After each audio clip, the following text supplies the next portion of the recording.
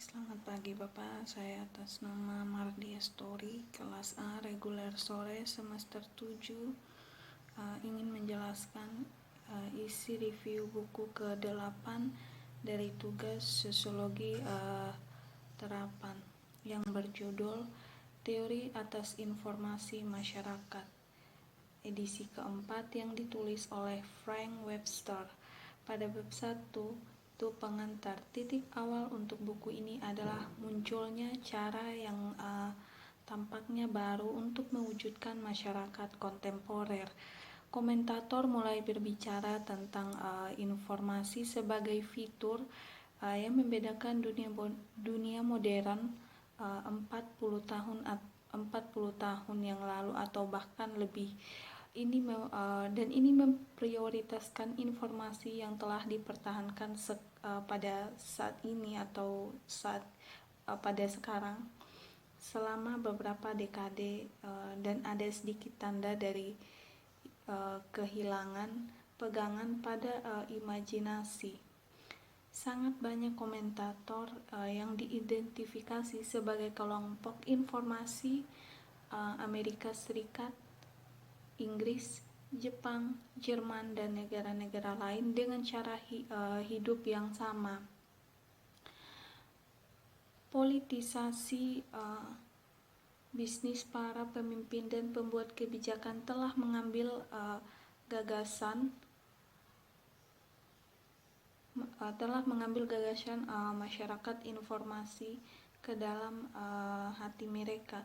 Dengan ini, Eropa mendesak penyesuaian yang cepat terhadap informasi global society atau informasi pada masyarakat global.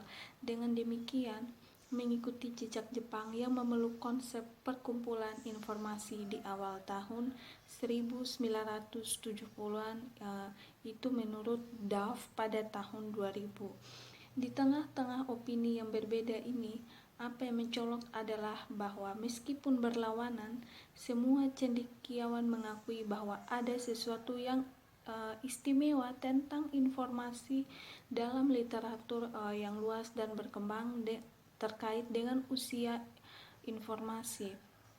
Ada sedikit kesepakatan tentang karakteristik utamanya dan signifikan selain informasi yang telah dicapai secara khusus. Tulisan yang tersedia mungkin ini secara khas membingungkan dan ditandai dengan pemikiran dan kesimpulan yang berbeda secara radikal, tetapi tentang keunggulan informasi khusus tidak ada perselisihan. Pada bab 2 dengan judul definisi, berbagi adalah keyakinan bahwa perubahan kuantitatif dalam informasi menjadi semacam sistem sosial yang secara kualitatif pada masyarakat informasi. Dengan cara ini, setiap alasan definisi dengan cara yang sama ada lebih banyak informasi saat ini. Oleh karena itu, kita memiliki masyarakat informasi seperti yang akan kita lihat adalah misalnya kesulitan serius. Dengan ini ekspos faktor penalaran yang berpendapat sebagai penyebab dari kesimpulan atau ada lebih banyak informasi tentang itu yang membawa tentang masyarakat informasi.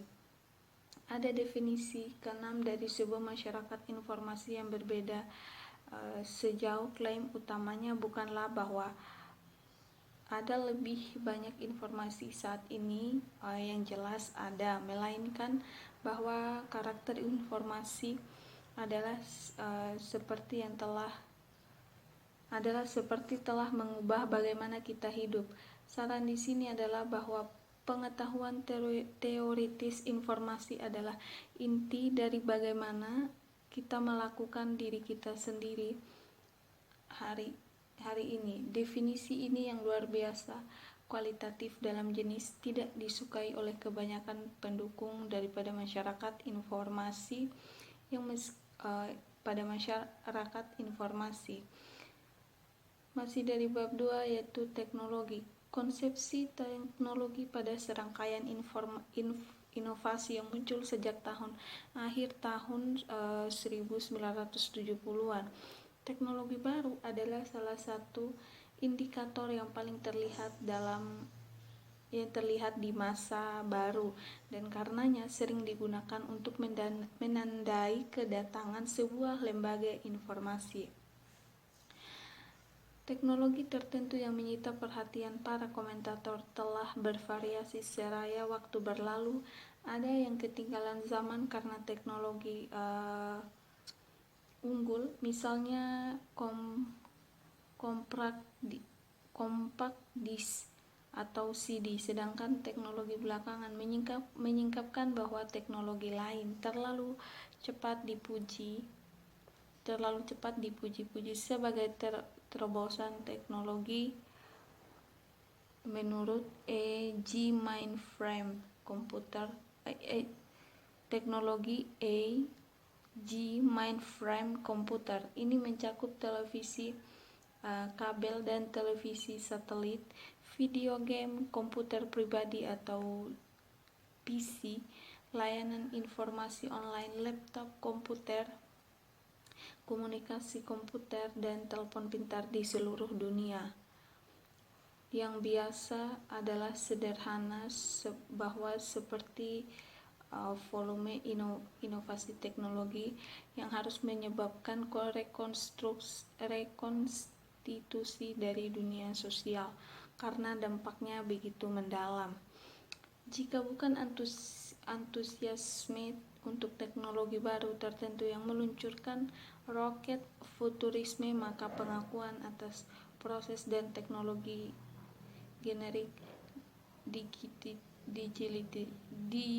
digitalisasi mikroelektronik yang dikatakan merevolusi hampir semua yang dapat kita gunakan, dari cara kerja mobil hingga penyimpanan dan pengambilan informasi. Dan ini memiliki keuntungan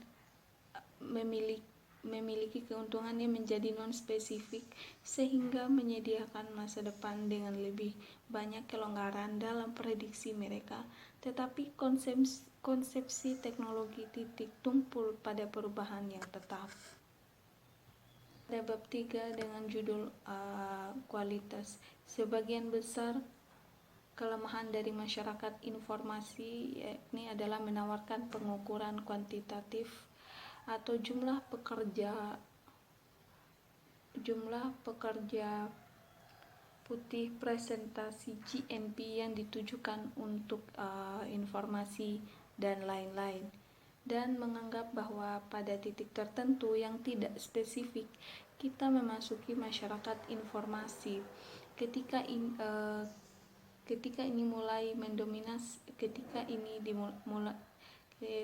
ini dimulai untuk mendominasi, tetapi tidak ada alasan yang jelas untuk menunjuk sebagai masyarakat jenis baru di mana kita semua adalah saksi dalam jumlah informasi yang lebih banyak dalam sirkulasi dan penyimpanan. Jika ada informasi lebih lanjut, maka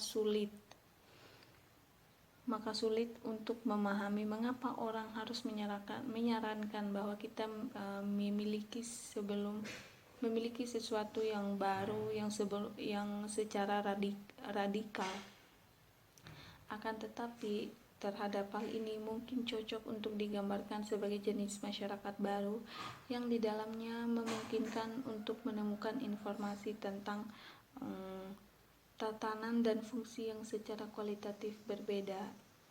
Dan selain itu, ini bahkan tidak mengharuskan kita menemukan bahwa sebagian besar tenaga kerja terlibat dalam pekerjaan informasi, atau bahwa ekonomi menghasilkan jumlah yang ditentukan dari aktivitas informasi itu. Misalnya, secara teoritis mungkin untuk membayangkan sebuah masyarakat informasi di mana segelintir pakar yang kecil, pakar informasi yang memegang kekuasaan yang menentukan.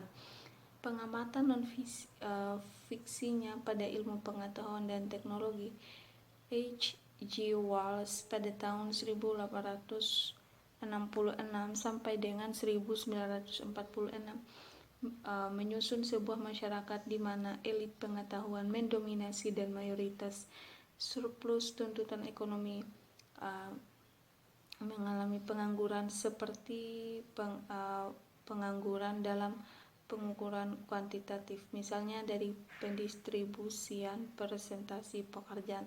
Hal ini tidak memenuhi syarat untuk status masyarakat informasi, tetapi kita dapat merasa terdorong untuk menyatakannya karena peranan yang menentukan dari informasi atau pengetahuan dalam struktur kekuasaan dan arah perubahan sosial. Intinya adalah bahwa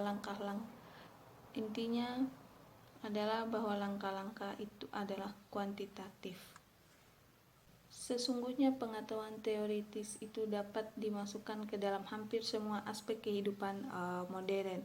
Menurut Nico Stern pada tahun 1994, misalnya memperlihatkan bahwa yang kita lakukan adalah hal yang penting dan merancang interior rumah kita hingga memutuskan suatu rezim olahraga untuk memelihara tubuh kita. Nah, gagasan ini menggemakan konsep Giddens tentang modernisasi refleksif, suatu era yang dicirikan oleh tingginya penilaian sosial dan self-reflection sebagai dasar untuk membangun cara-cara di mana kita hidup. Selanjutnya bab 4 dengan judul Masyarakat Pasca Industri. Di antara para pemikir yang percaya pada gagasan bahwa semacam masyarakat baru adalah masyarakat yang diurutkan yang muncul pada karakterisasi paling dikenal dari masyarakat informasi, yakni adalah teori Daniel Bell, yakni post-industrialisme. Istilah-istilah itu umumnya digunakan sebagai sinonim, meskipun Bell menciptakan istilah masyarakat pasca industri atau PIS sejak akhir tahun 1950-an. Ia mengganti dengan kata-kata informasi dan pengetahuan untuk prefiks pasca industri di sekitar tahun 1980. Ketika minat yang muncul kembali pada futurologi atau peningkatan minat dalam perkembangan teknologi komputer dan komunikasi. Ya, meskipun demikian, Daniel Bell pada tahun 2011 telah sejak awal interestimpianya menegaskan peran utama dari informasi pengetahuan. The Coming Post-Industrialisasi Society yang canggih, potret sosiologis masa depan, yang pertama kali diterbitkan sebagai buku pada tahun 1973, meskipun telah muncul dalam bentuk esai sebelumnya, cocok dengan baik dan terjadi ledakan perubahan teknologi yang dialami oleh masyarakat maju pada akhir tahun 1970-an dan awal tahun 1980-an yang dihadapkan dengan munculnya teknologi baru yang cepat menyebar ke kantor, proses industri, sekolah, dan komputer rumahan segera tampak di mana-mana. Ada pencarian yang dapat dipahami dan mendesak untuk menemukan kemana semua perubahan ini mengarah. Bab 5 itu merupakan bab terakhir dari buku ini. Sekian, selamat pagi Bapak.